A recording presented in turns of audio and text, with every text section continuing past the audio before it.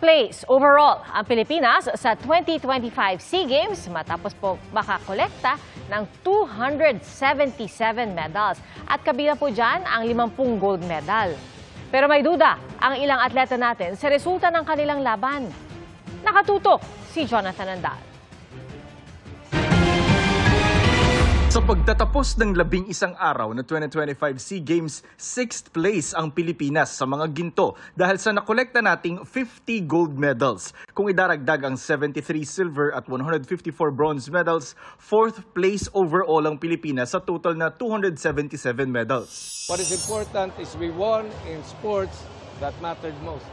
Not only to 112 million Filipinos, but sports that is very important to Southeast Asia. Football, basketball, and all the other sports. In sports that mattered most, especially to Thailand. Very successful para sa amin. No? We broke many records. We beat their games. Kasama sa 50 ginto ng Pilipinas ang napanalunan ni Yumir Marshall sa light heavyweight division. Si Marshall ang bukod tanging naka-gold medal sa Philippine boxing team na kinabibilangan ng mga Olympian na sina Nesty Petesio at Ira Villegas.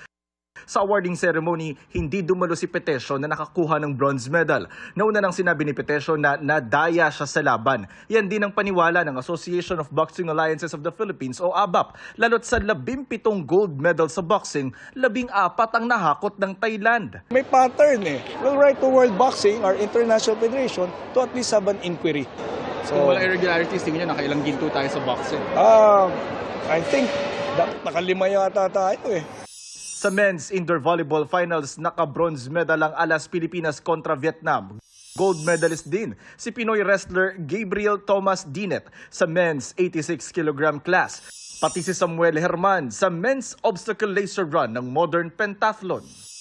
Para sa GMA Integrated News, Jonathan Andal, nakatutok, 24 oras.